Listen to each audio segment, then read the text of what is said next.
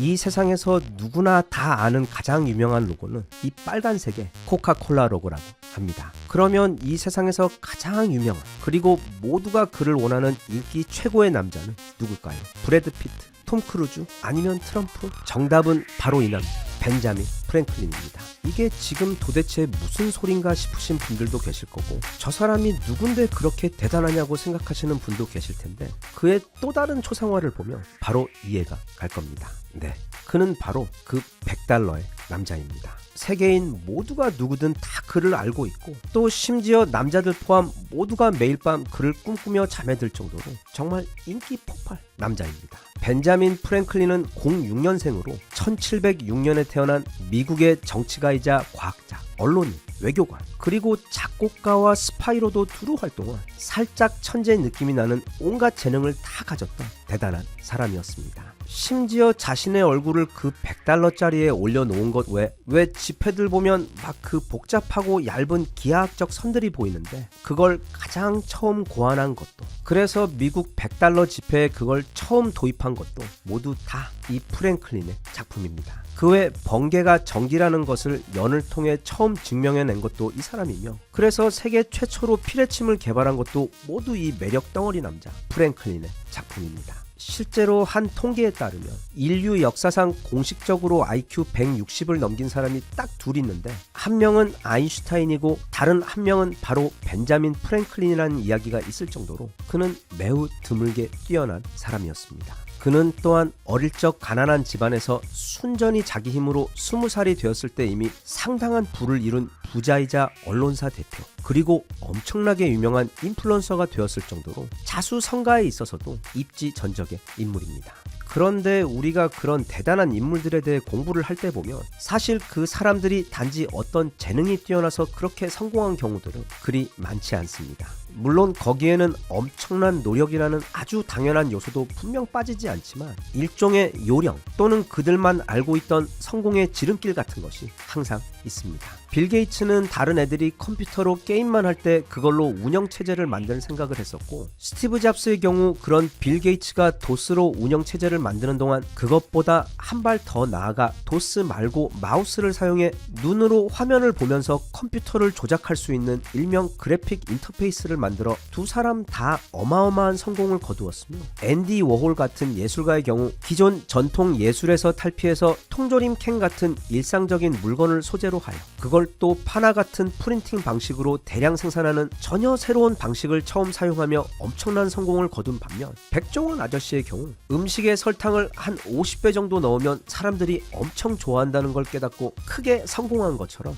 이 $100의 남자 벤자민 프랭클린에게 있어 그 성공의 비밀은 바로 글쓰기였습니다. 에이, 그게 무슨 성공의 비밀이야, 글쓰기랑 성공이랑 무슨 관계가 있어? 하고 실망하시는 분들도 분명 계실 텐데, 우리가 살아가며 사용하는 모든 능력 가운데 이 글쓰기를 가장 중요한 성공의 기초로 보았던 사람들은 생각보다 아주 많습니다. 워렌 버핏도 글쓰기는 성공의 가장 기본적인 능력이라고 말하며, 본인 역시 주주들을 위해 더 나은 글을 쓰기 위해 항상 책을 읽으며 글쓰기를 수십 년째 생활화하고 있고, 아마존의 제프 베조스 역시 직원들에게 단문 요약본으로 보고서를 만들지 말고 항상 A4 6장 분량의 긴 글로 보고서를 작성하도록 시켰을 정도로 두 사람 다 글쓰기의 중요성을 늘 강조했고, 또 실제로 본인들 역시 글쓰기에 굉장히 능해 그들이 매년 발표하는 주주 보고서는 전 세계인들이 일부러 찾아 읽을 정도로 인기가 많습니다. 그 외 항상 너무 잘난 척해서 밉지만 실제로도 너무 지나치게 잘나 좋아할 수밖에 없는 조던 피터슨 역시 글쓰기는 인생이라는 전쟁터에서 가질 수 있는 최강의 무기다 라고 말하며,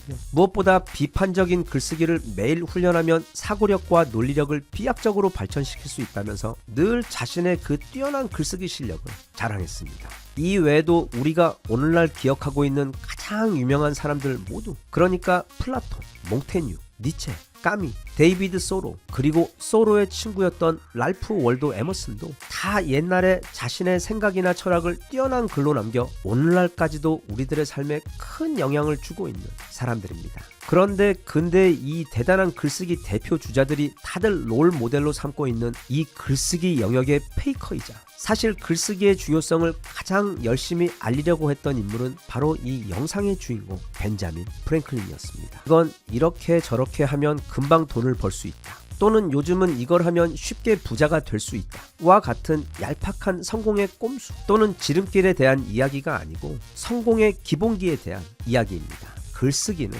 그리고 무엇보다 독서는 모든 성공의 가장 기본 중에 기본이 되는 가장 확실한 배경 능력입니다. 그 귀한 내용을 담은 책이 최근에 나와 소개를 해봅니다. 바로 이 책, 프랭클린 글쓰기 비법입니다. 이 책은 손흥민에게 축구를 배우고 정주영 회장에게 경영을 배우며 또는 이순신 장군에게 왜군 때려잡는 법을 배우는 것처럼 가장 오리지널에게 최강의 비법을 배우는 귀한 경험으로, 마치 자기 개발과 성공학에 있어서는 나폴레온 힐이 가장 시초이자 원조인 것처럼 이 글쓰기에 있어서는 프랭클린이 이 구역 300년 전통 원조 맛집입니다. 아주 대표적인 것 몇 가지만 살짝 살펴보겠습니다. 첫째, 글쓰기는 성공에 있어 마치 일반인들에게 날개를 달아주는 것만큼이나 비대칭적 능력을 주는 너무도 강력한 무기라는 점을 알아야 합니다. 왜냐하면 본인이 꼭 글을 쓸 일이 많지 않더라도 글쓰기를 훈련하는 그 과정에서 사고력이 엄청나게 발달되기 때문입니다.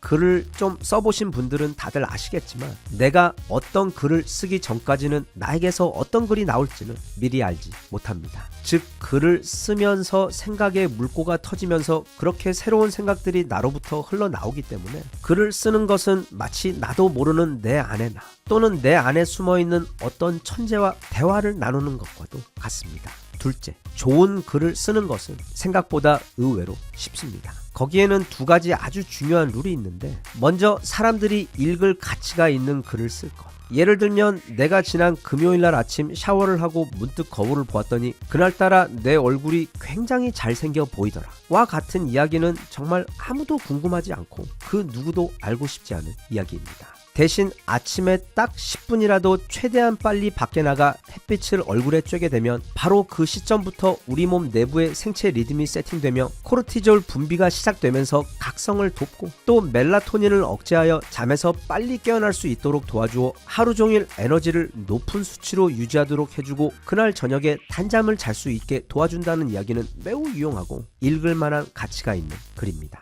즉 좋은 글을 쓰는 핵심은 그게 읽을 만한 이야기여야 한다는 점입니다. 여기에 개인적으로 첨언을 좀 하자면, 이왕이면 좀 더 긍정적이고 건설적인 주제나 톤으로 이야기를 전하면 그 글이 더 많은 사람들에게 더 좋은 영향을 미치는데 도움이 될 수 있습니다. 셋째, 쉽게 읽히도록 써야 합니다. 내가 똑똑한 것 또는 무언가를 잘하는 것하고 남에게 내가 그걸 잘 가르치는 것하고는 엄청난 차이가 있습니다. 그래서 모든 뛰어난 축구 선수가 다 뛰어난 감독이 되지 못하는 것과 같은 이치입니다. 쉽게 잘 가르치는 비결은 쉬움에 있습니다. 과외를 받거나 아니면 학교에서 강의를 듣는데 아무리 똑똑한 사람이라도 막 어려운 전문 용어만 사용하면서 정말 지루하고 또 자신만 알아들을 수 있는 이야기로 혼자 막 떠들면 배우기는커녕 바로 그 입에다 니킥을 하고 싶을 정도로 화가 나고 짜증부터 밀려듭니다. 당연히 여기서는 아무런 배움도 이루어지지 않습니다. 프랭클린은 사람들에게 잘 읽히는 좋은 글이란 매끄럽게 읽히면서도 간결하고 뜻이 명확하게 전달되는 글이라고 설명합니다. 배우는 사람이 또는 내 글을 읽는 사람이 지금 자기가 뭔가를 배우고 있다는 사실을 까맣게 잊어버릴 정도로 유용하고 재미있으며 게다가 이해하기도 쉽게 글을 쓰면 그런 글은 널리 읽힐 수 있다고 설명합니다. 개인적으로 이 글쓰기 관련해서 한 가지 덧붙이고 싶은 것은 살아보니까 이 일기를 쓰는 습관이 여러모로 굉장히 크게 도움이 되었다는 점입니다. 이건 누구에게도 보여줄 필요가 없기 때문에 내 마음속에 있는 가장 진솔한 이야기가 아무 부담 없이 흘러나올 수 있도록 해주어 마치 뛰어난 정신과 의사와 상담을 한 것처럼 마음의 스트레스를 해소하는 데 크게 도움이 되기도 하고 또 동시에 내가 목표하고 있는 것에 대해 한 번 더 명확하게 정리를 해가면서 내 마음을 다잡는 데도 도움이 되는 등 꼭 매일이 아니더라도 가끔씩 혼자 있는 조용한 시간에 펜을 들고 찬찬히 내 생각을 써내려가는 습관을 말씀을 드리면 장담하건대 그건 우리의 마음 건강은 물론 실제로 우리 삶의 모든 면에서 긍정적으로 변해가는데 크게 도움이 될 것이라고 생각합니다. 끝으로 이토록 중요한 글쓰기 역시 그 바탕에는 우선 독서가 있습니다. 좋은 책, 그러니까 좋은 글을 많이 읽는 것 이상으로, 그리고 이 책이라는 건 사실 우리 인류가 발명한 그 모든 것들 중 어쩌면 우리 인간의 삶에 가장 유익하고도 즐거운 보물이기 때문에 올 연말 그리고 내년부터는 내게 맞는 책을 찾아 시간이 날 때마다 스마트폰 대신 하루 단 몇 페이지라도 책을 읽을 수 있기를, 그리고 또 가끔씩은 일기를 쓰면서 따뜻한 커피 한 잔을 가운데 두고 나 자신과 그동안 미루어왔던 대화를 나누어 보면 어떨까 싶습니다.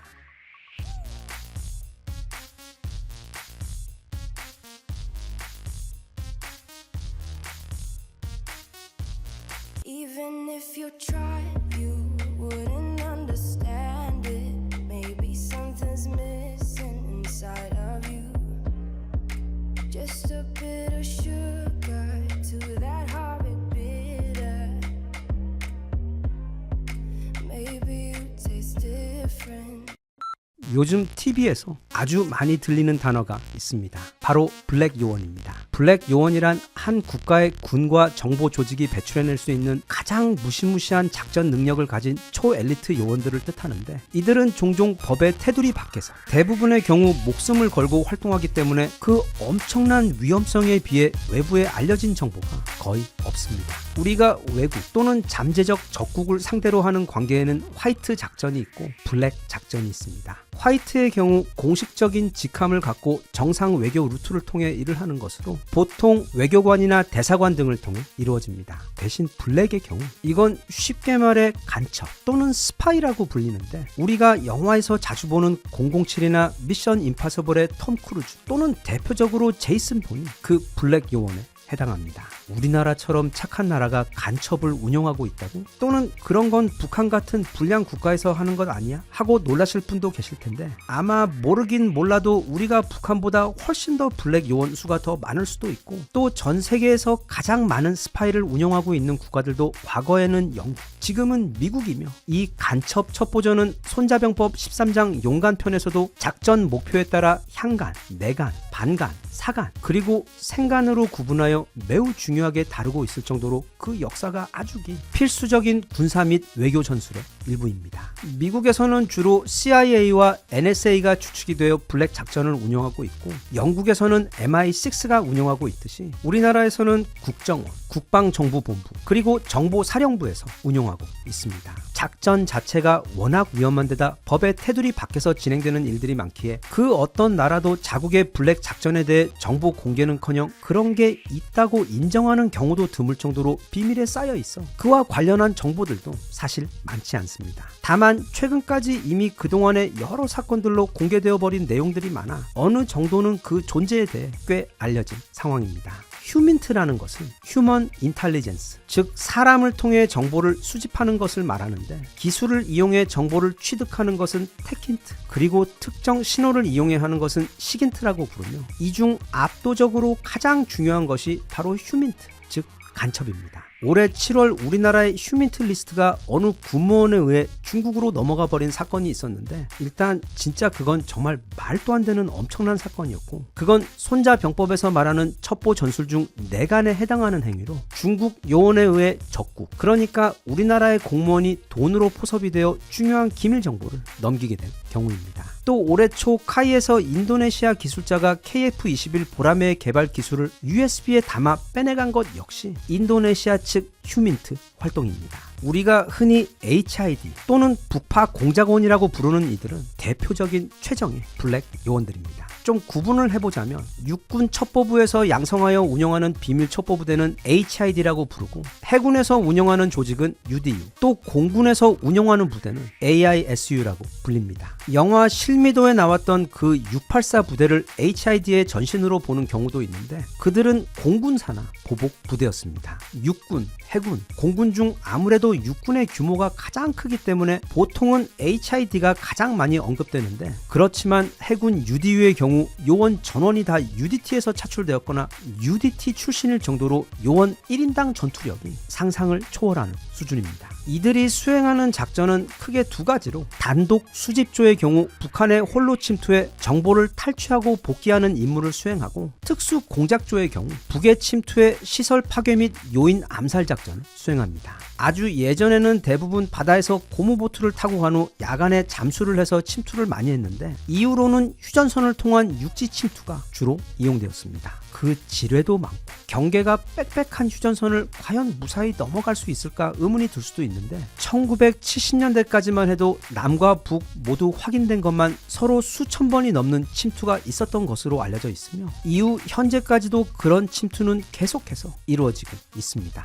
이들 요원들은 기본적인 전투 능력의 경우 모두 최정예 특수부대 출신답게 최강이며, 거기에 더해 폭탄 제조 및 조작, 수중 운반, 야간 항해 기법, 크레모아와 적 화기 운용법 등 거의 모든 무기를 다 다룰 수 있는 데다, 특히 적지에서는 수적으로 열세인 상황에서 작전해야 해서 최대한 은밀히 침투하여 무사히 복귀해야 하기 때문에 노출이 될 수 있는 적과의 교전은 최대한 피하고, 대신 소음기가 달린 권총과 칼을 던져 사용하는 투창을 아주 잘 사용합니다. 또한 간첩에게 절대 친절하지 않은 우리나라 지형이나 날씨 때문에 거의 내비게이션 수준의 독도법과 얼음물 안에서 3시간 이상 버틸 수 있는 극저온 생존법까지 훈련하며, 거기다가 암기력도 우수하고 무엇보다 엄청난 인내력까지 갖추어 마치 그림자처럼 소리도 흔적도 없이 북으로 침투했다가 임무를 마치고 무사히 복귀하도록 훈련받은 진짜 탈인간 수준의 능력을 가진 사람들입니다. 참고로 이런 북파 공작원들의 경우들 말고 우리가 상상하는 람보나 제이슨 본 같은 군, 또는 전사 이미지 말고 전혀 생뚱맞은 형태의 간첩들도 있는데, 예를 들면 이언 플레밍이라고 영국의 아주 유명했던 간첩의 경우 독일과 스위스로 유학을 한 후 모스크바의 특파원으로 파견을 가서 소련 내부에 대해 아주 잘 알게 된 것이 계기가 되어 이후 영국 SIS와 MI6의 간첩으로 활동하다 전역한 아주 대단한 요원이 있습니다. 그리고 그가 자신의 경험을 바탕으로 쓴 소설이 바로 007 시리즈입니다. 달과 6펜스로 유명한 영국 작가 서머싯 몸 역시 MI6 소속 간첩으로 활동을 했었고, 그는 자신의 그 경험을 바탕으로 어센던이라는 책까지 집필했으며, 또 찰리와 초콜릿 공장이라고 오늘날 전 세계에서 가장 많은 수익을 올리고 있는 최고의 동화 작가인 로얼드 달 역시 MI6 소속 간첩이었습니다.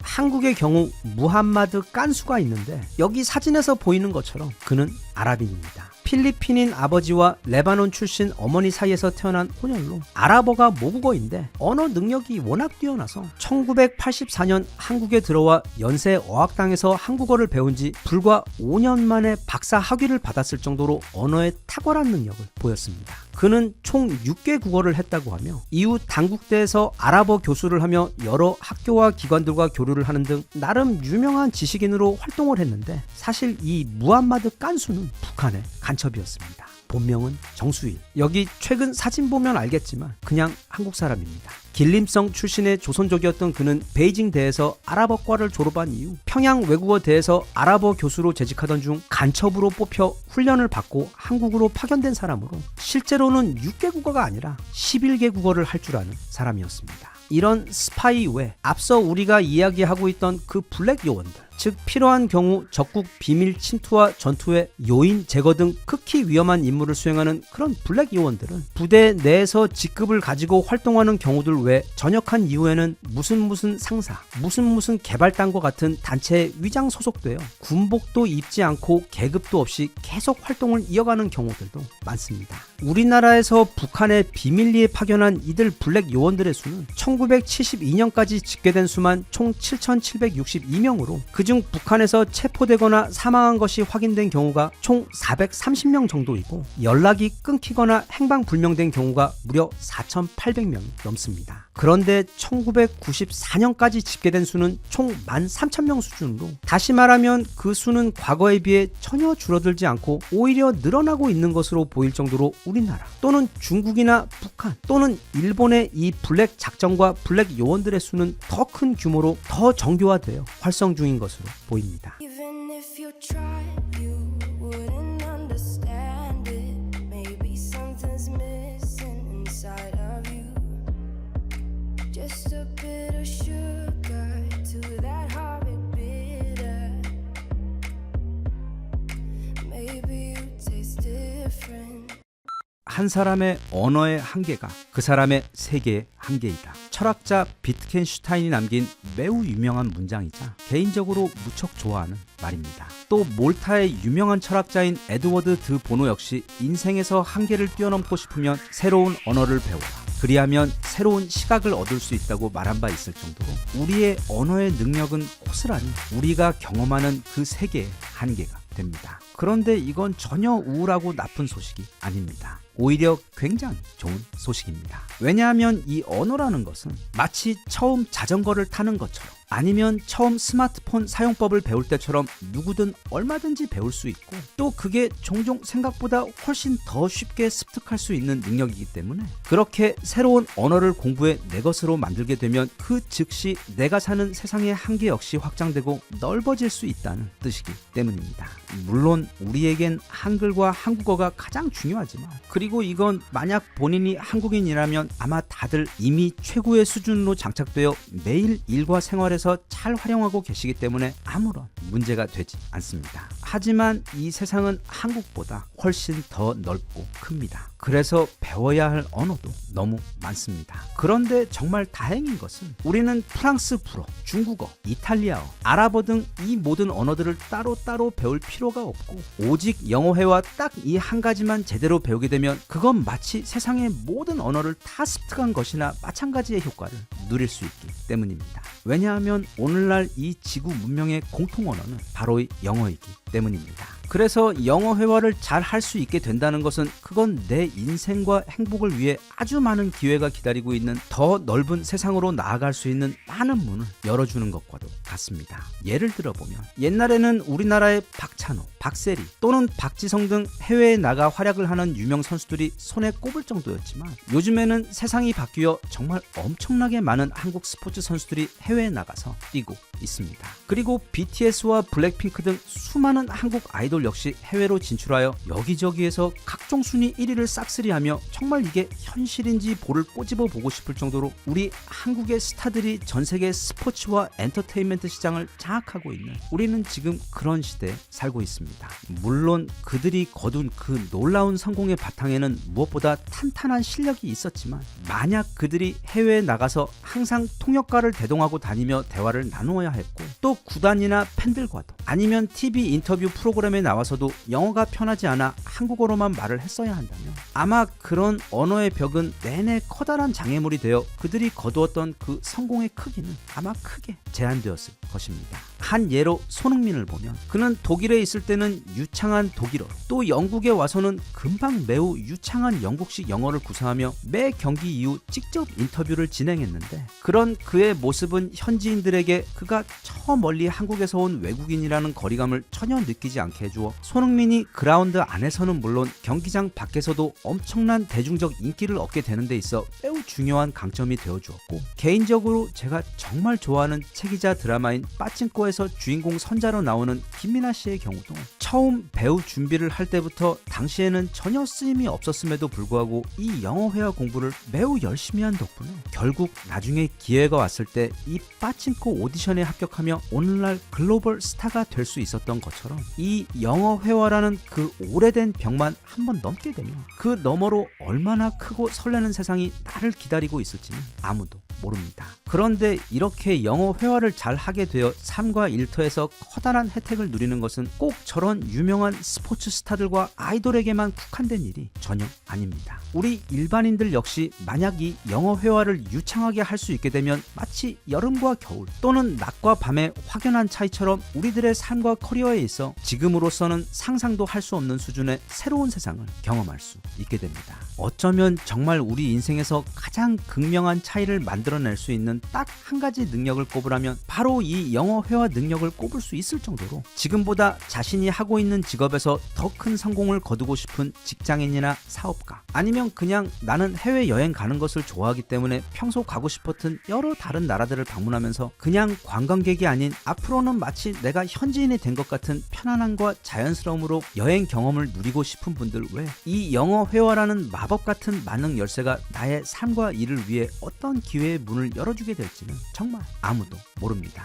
물론 자막 없이 헐리우드 영화를 시청할 수 있고 또 영어 회화를 잘하게 되면 독해 능력도 함께 늘어 구글에서 이제는 한국어로 된 자료들뿐 아니라 영어로 된 훨씬 더 많은 자료들을 마음껏 활용하고 누릴 수 있게 되는 혜택들은 그냥 덤입니다. 그래서 새해가 시작되는 지금 올해에도 역시 다른 어떤 것보다도 일단 건강 챙기기를 최우선에 두고 그리고 이 영어 회화를 꼭 내 것으로 만들어 보자라는 목표를 세워보면 어떨까 싶습니다. 옛날과는 다르게 요즘에는 이런 목표를 세우는 게 너무 뜬금없고 그 달성 가능성도 낮은 힘든 목표가 아니라 지금은 그 어느 때보다 이 영어 회화를 공부하는 게 편리하고 쉬워졌기 때문입니다. 대략 1년 정도 또는 빠를 경우 약 6개월 정도면 귀와 입이 트이면서 전 세계 어디를 여행을 가든 자신있게 모든 것을 직접 영어로 다 할 수 있을 정도로 수준급의 영어 회화 실력을 갖추는 게 이제는 가능해졌기 때문입니다. 저희 옛날 세대들의 기억처럼 매일 퇴근 후에 지하철 타고 강남역까지 가서 그 좁은 강의실에서 외국인 선생님한테 1시간 공부하고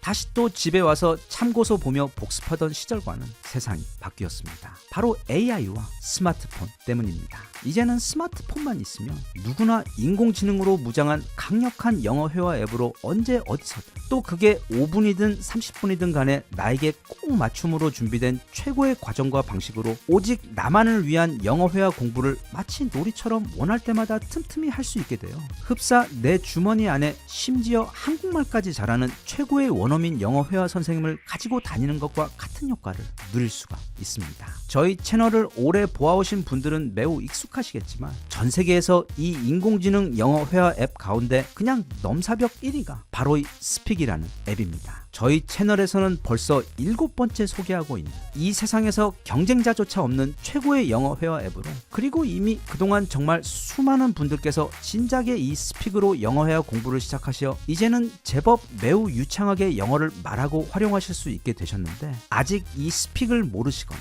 또는 전에도 스픽 소개를 보았지만 아직 가입하지 않으신 분들께서는 올해에는 자신에게 정말 커다란 선물을 한다고 생각하시고 이 스픽으로 꼭 영어 회화 공부를 시작하셨으면 좋겠습니다. 일단 이 스픽을 활용하게 되면 절대 멈추지 않는 투머치 토커 박찬호 선수를 영어 선생님으로 두고 있는 것처럼 정말 압도적으로 많이 말을 하게 됩니다. 대략 하루 20분 정도씩만 해도 첫 7일 동안에만 무려 1000문장 정도를 말하게 되고 또 그 문장들은 모두 고리타분한 옛날 영어책에 있던 Would you like something to drink와 같은 그런 화석 영어들이 아닌 미국 현지에서 지금 가장 널리 쓰이고 있는 최신 문장과 어휘 그리고 표현들로 구성이 되어 있습니다. 그리고 영어는 반복이 가장 중요하기 때문에 각각의 스피킹 레슨에서는 지루하지 않는 방법으로 계속해서 반복적으로 같은 표현을 말하며 훈련할 수 있도록 해주어 그렇게 한 번 더 반복할 때마다 나의 스피킹 능력을 더 단단하게 해줍니다. 또한 튜터 Q&A 기능에서는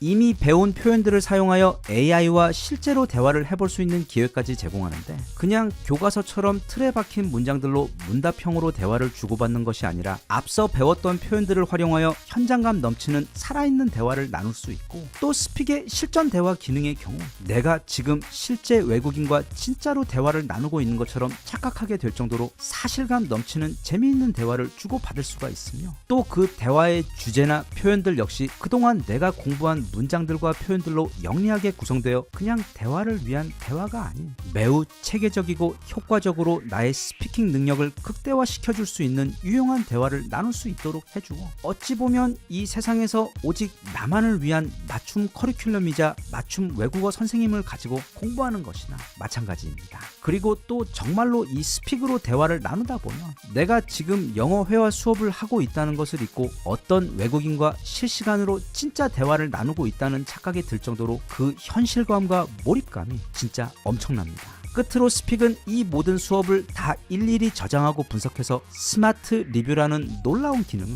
추가로 제공합니다. 지금까지 몇 개의 수업을 달성했고 그중 복습까지 완료한 것은 또 몇 개이며 내가 자주 틀렸던 표현이나 따로 보관한 표현들 또는 반복해서 공부했던 중점 내용들만 뽑아서 그걸 한 번 더 보다 심도 있게 복습할 수 있도록 쪽집게처럼 골라 알아서 정리해주기 때문에 내가 놓치는 부분이 없도록 세심히 챙겨줍니다. 그리고 이 스픽은 구글 플레이 올해 앱으로 선정이 되었을 정도로 한국인뿐 아니라 전 세계인들이 인정하고 있는 가장 넘사벽으로 잘 만든 영어 회화 앱입니다. 그래서 이 스픽이라는 앱의 등장 덕분에 이제는 그 어느 때보다 영어 회화 능력을 내 것으로 만드는 것이 정말 쉬워지고 재밌어졌습니다. 그동안 이 영어 회화 능력을 오랫동안 갈망해왔던 분들께서는 또 지금 아주 특별한 새 프로모션도 진행하고 있으니까 올해에는 이 스픽과 함께 꼭 그 꿈 이루셨으면 좋겠습니다.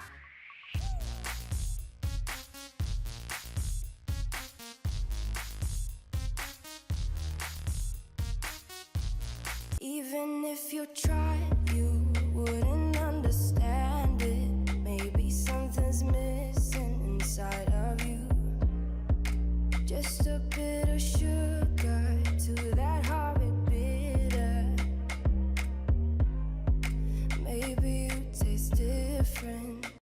요즘 우리나라에서 가장 인기가 많고 또 시끄러운 동호회는 바로 러닝 동호회입니다. 대신 촌스럽게 이걸 러닝 동호회라고 불렀다가는 바로 아재 레이더에 걸려 무시당할 수도 있기 때문에 반드시 러닝 크루라고 불러줘야 합니다.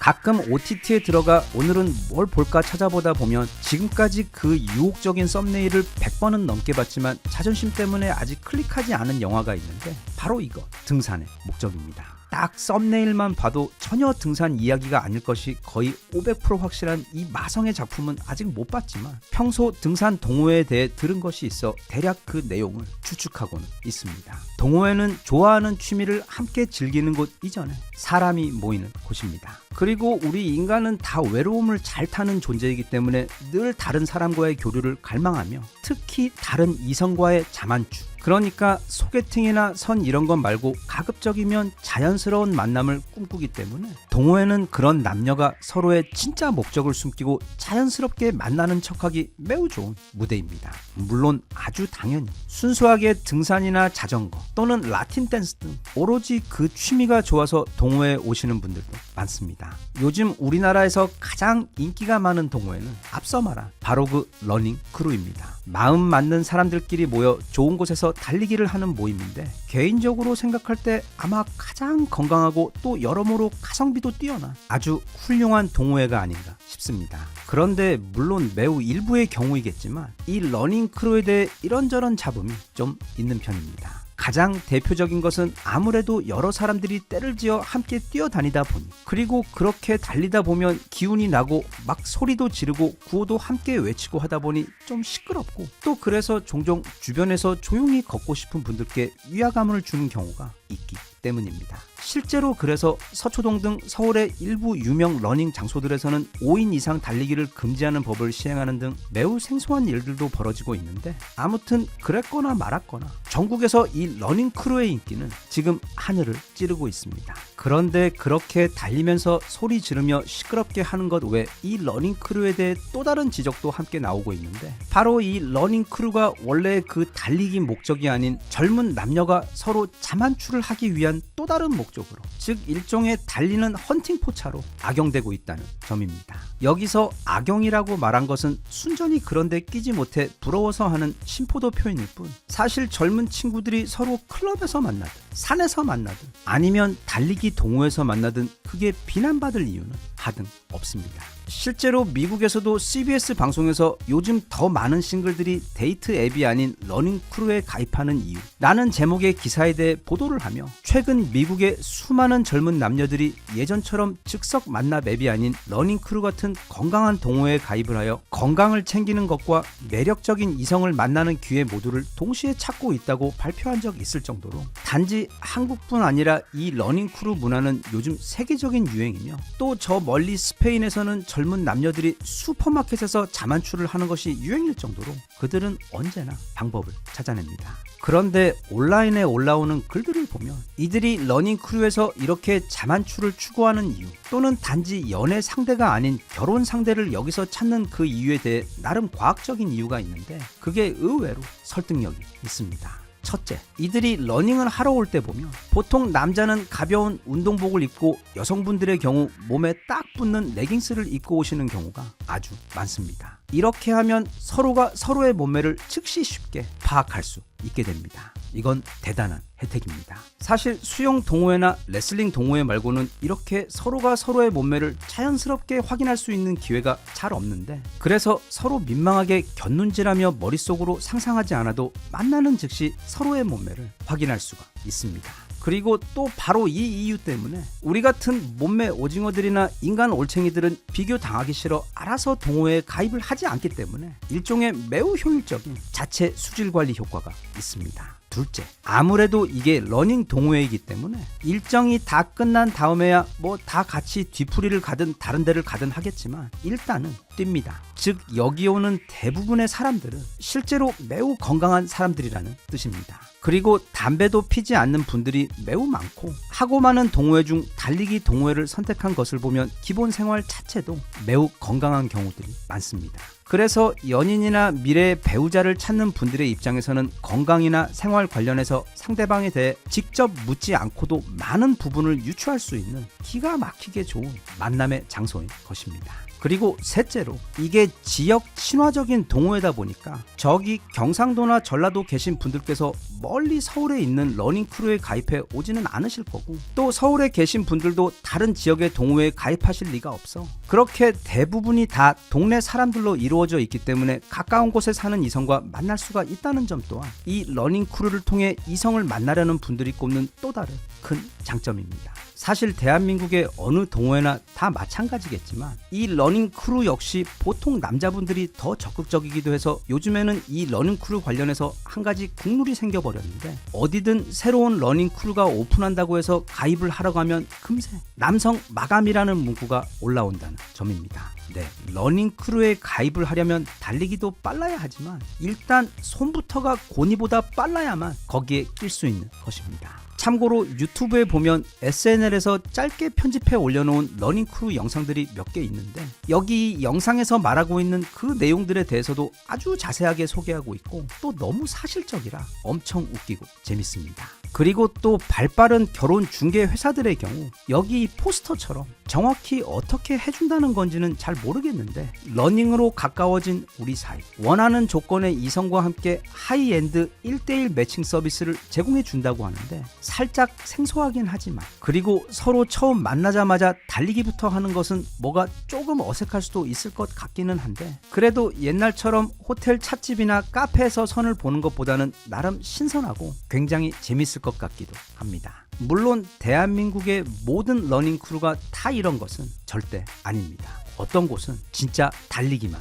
합니다. 그래서 여기 어떤 여성분께서 주변의 추천으로 남자 만나려고 러닝 크루 가입하고 진짜 열심히 나갔는데, 그게 운이 나쁘게도 정말 달리기만 하는 곳에 가입을 해버려서 결국 시간이 지나며 무려 5km를 대략 28분 30초에 컷하는 거의 무슨 아마추어 마라토너 선수 수준으로 실력만 엄청 늘었다고 불평하신 경우도 있었습니다. 그리고 이 러닝 동호회 관련 나오고 있는 또 다른 지적 중 하나가, 이게 원래는 러닝 취미라는 게 돈이 들지 않아서 좋은, 그러니까 운동화만 있으면 즐길 수 있는 편한 운동인 것이 그 최고의 장점 중 하나였는데, 요즘 러닝 크루에 가보면 전부 다 수십만 원짜리 스마트워치에다 또 수십만 원짜리 선수용 운동화, 그리고 그 외 엄청나게 비싼 러닝 전문복까지 다 차려입고 와서 그냥 가벼운 마음으로 달리기를 시작하고 싶어 가입했던 분들 중에 부담을 느껴 계속 나가기 어렵다는 경우도 종종 있었습니다. 그런데 그거야 뭐 원래 취미라는 게 실제로 그 기술을 배우는 것도 있지만, 예를 들면 사진이나 낚시 또는 일부 운동처럼 장비 놀이라고 해서 그 장비를 사고 그걸 착용하는 것에서 즐거움을 찾는 경우도 많고, 또 주말에 우리나라 아무 산이나 가보면 다들 조금 전 에베레스트 정상 찍고 내려오신 분들이 천지인 것처럼 자켓이나 가방, 모자, 선글라스, 그리고 지팡이까지 형형색색 최고로 꾸미고 오시는 것처럼 그것도 일종의 꾸미기 좋아하는 우리나라 사람들 종특이자 취미를 즐기는 또 다른 방법 중 하나이기 때문에 꼭 잘못된 것 같지는 않습니다. 그게 멋진 옷을 입고 젊은 멋진 사람들과 어울리기 위함이든, 아니면 마음에 드는 이성을 만나기 위함이든, 또는 정말 순수하게 달리기를 해보고 싶어서든 간에 달리기를 취미로 갖는다는 것은 몸과 정신을 위해 정말 최고로 건강한 취미가 아닐까 싶습니다. 대신 모임에서 이성을 만나기 위함이 아니라면, 또는 그런데 나가더라도 본인이 그런 좋은 만남이 성사될 가능성이 매우 없는 경우라면 차라리 마음을 비우고 그냥 누구 눈치 볼 것도 없이 저녁 먹고 나 편한 대로 대충 차려입고 대략 일주일에 2-3번 정도 슬슬 우리 동네 주변을 혼자 달려보는 습관을 들이는 것도 좋을 것 같습니다.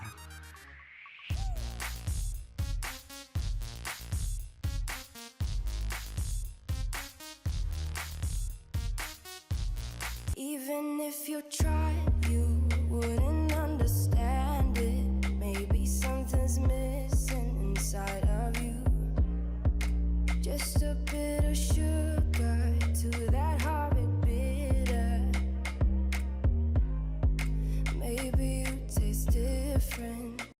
우리나라의 주요 먹거리 중 하나인 세계 자동차 시장에서 지금 엄청난 사건이 벌어지고 있습니다. 바로 토요타를 제외한 일본의 3대 자동차 브랜드라고 불리는 혼다와 닛산, 그리고 미쓰비시가 마치 합체 로봇이 서로 결합해 거대한 로봇을 완성하듯 한 회사로 합병해 곧 엄청난 규모를 가진 새로운 자동차 브랜드로 재탄생할 예정입니다. 합병 작업은 내년 6월까지 마무리될 예정으로 그때는 단숨에 세계 3위의 자동차 회사가 태어나게 되는데, 한편 그 여파로 인해 현재 세계 3위이자 최근까지 정말 엄청난 성장세를 보여주고 있는 현대 기아가 4위로 밀려나게 됩니다. 현재까지 밝혀진 이 세 회사의 합병 비율은 닛산을 1로 보았을 때 혼다가 5, 미쓰비시가 0.4의 비율로 그 지분율을 나누어 갔습니다. 즉 100% 비율로 볼 때 혼다가 78%, 닛산 16%, 미쓰비시 6%가 되면 사실상 최고의 기술력을 가지고 있는 혼다가 중심이 되고 닛산이 가지고 있는 공장과 영업망이 거기에 보탬이 되는 구조이며, 미쓰비시야 원래 이전부터 이미 닛산이 최대 주주로 있기 때문에 함께 꼽사리로 들어가게 된 것입니다. 요즘 일본이 정말 바쁩니다. 우리나라가 잠시 주춤하는 이때를 노려 지난 수십 년간 한국에게 뒤처져 있었던 반도체 산업도 최근 들어 대만과 함께 일본의 공장을 세우는 것 외 미국의 전폭적인 도움으로 일본 내 최대 규모의 종합 반도체 클러스터를 만드는가 하면 아예 일본 최대 대기업들, 그러니까 토요타, 소니, 소프트뱅크, NTT, NEC와 덴소 등 무려 8개의 대기업이 힘을 합쳐 라피더스라는 반도체 제조 회사를 만드는 데 이어 미국 IBM과도 제휴 계약을 맺는 등 지난 1980년대 전 세계 최대 반도체 산업을 가졌으나 이후 미국과 한국에게 그 시장을 내어준 그 꿈같은 전성기 시절을 다시 되찾기 위해 지금 정말 바쁘게 움직이고 있고, 그 외 우리나라의 주력이었던 배터리 분야에서도 최근 약 3년간 정말 미친 듯이 투자하고 합병하는 등 마치 물이 들어온 듯 엄청 바쁘게 움직이고 있습니다. 그런데 거기다 더해 지난 20년, 특히 최근 10년 동안 사실 일본의 자존심과도 같았던 자동차 분야에서 토요타 제외 완전히 박살을 내버리고 있는 현대 기아를 따라잡기 위해 일본 최대 자동차 회사들의 합병이라는 엄청난 카드까지 들고 나온 것입니다. 이 합병의 표면적인 이유는 최근 들어 빠르게 부상하고 있는 중국차 브랜드들의 약진에 대응하기 위함인데, 실제로 가만히 생각을 해보면 도대체 누가 중국 자동차를 살까 하는 의구심이 들지만 현재 전 세계에서 가장 많은 자동차를 수출하는 국가는 바로 중국입니다. 지난해 생산은 총 3,016만 대, 그중 수출은 491만 대를 하면서 최대 생산, 최대 수출 국가가 되었습니다. 여기서 수출이라는 단어가 중요합니다. 안 그랬으면 그냥 중국 안에서 자기들끼리 만들어 팔고 타는 거라고 치부했을 것인데, 특히 그 가격 때문에 이제는 해외에서도 중국차를 많이 타고 있는 것입니다. 게다가 그 대부분이 다 전기차들이라 앞으로의 성장 전망도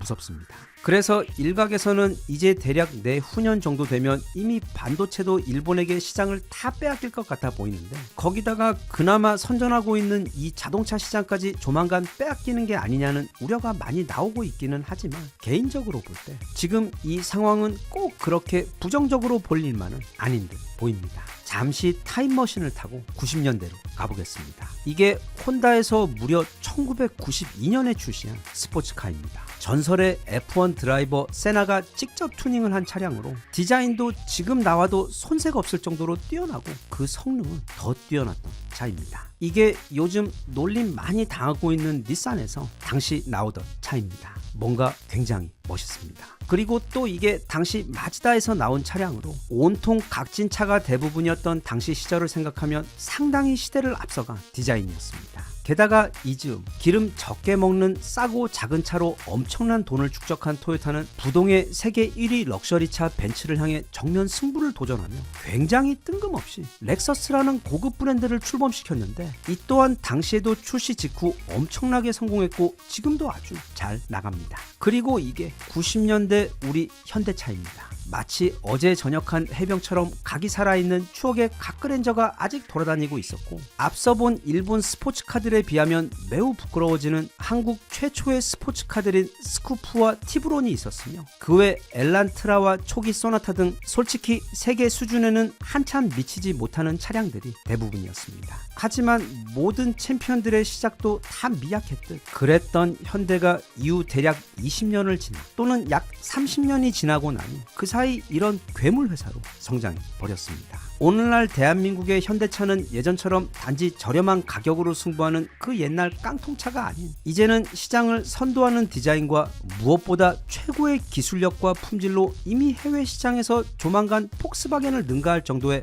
무서운 성장세를 보여주며 전 세계 탑3 자동차 회사가 되었습니다. 우리나라 사람들은 정말 1등 하는 것에 너무 익숙해져서 1등, 금메달 이런 것 아니면 대단치 않게 보는 면도 있는데 이 무시무시한 전 세계 자동차 시장에서 후발주자로 이렇게나 빨리 세계 3위로 올라오는 거 단지 어려운 게 아니라 그냥 기적입니다. 게다가 또 이후 출범한 제네시스 브랜드 역시 사실 이보다 더 성공시킬 수 없을 정도로 한국은 물론 세계 시장에서도 성공시켰고 개인적으로 봐도 그 제네시스 세단이나 대형 SUV의 디자인 특히 벤틀리를 무척 닮았다는 그 인테리어 디자인은 정말 벤츠 못지않게 굉장히 멋지게 잘 나왔다고 생각하고 있으며 요즘에는 만약 같은 가격이라면 벤츠보다 제네시스를 타고 싶다는 스스로도 지금 제정신인가 하는 생각이 들 정도의 생소한 생각이 들 정도로 정말 차 잘 만든 것 같습니다. 불과 20년 전 상황만 돌아봐도 현재 세계 자동차 시장의 상황, 특히 우리 한국차의 실력과 위상이 얼마나 높아졌는지를 보면 크게 격세지감이 느껴질 정도로 놀랍습니다. 그리고 지금 일본에서 저렇게 대기업들이 똘똘 뭉쳐 초대형 반도체 회사를 만들고 또 일본 최고 자동차 회사들도 합병까지 해가며 한국 반도체 회사 그리고 한국의 자동차 회사를 따라잡기 위해 고군분투하는 것을 보면 물론 정신 똑바로 차리고 경계해야 하는 상황이긴 하지만 그게 위협적으로 느껴지거나 무서운 것보다는 정말 우리나라가 그동안 엄청나게 강한 나라가 되었구나 하는 생각이 들어 오히려 이렇게 도전받는 상황이 더 기분 좋게 느껴지는 부분도 있습니다. 아무튼 내년 6월 혼다와 닛산의 합병이 마무리되고 나면 그 새로운 회사의 이름은 그냥 대장 혼다의 이름을 따서 혼다로 통일하든 아니면 혼다 닛산으로 갈 수도 있는데 물론 개인적으로는 더 복잡하고 촌스러운 혼다 닛산으로 갔으면 하지만 어찌되었던 그 합병 후 덩치도 덩치인데다가 지금 칼을 갈고 있는 혼다에게 날개를 달아주는 격이기 때문에 그리고 또 혼다는 어떤 면에서 토요타보다도 더 무서운 상당히 실력이 있는 최고 기술자들의 회사이기 때문에 절대 대충 준비하고 덤빌 것 같지는 않습니다. 그래서 아마 내년이 반도체도 그렇고 배터리도 그렇고 또 이 자동차도 그렇고 대략 이 30년 만에 다시 한번 국가의 명운을 가르기 위해 한국과 일본 사이 크게 피 터지게 한판 벌어지는 해가 될 것 같은데 우리 기업들과 국민들이 잘 준비하여 우리가 늘 그래왔듯 다시 한번 그 위기를 멋진 도약의 기회로 만드는 모습을 보여주었으면 좋겠습니다.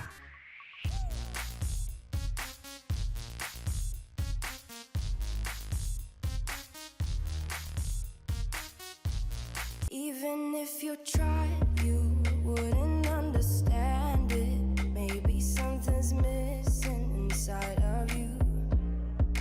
Just a bit of sugar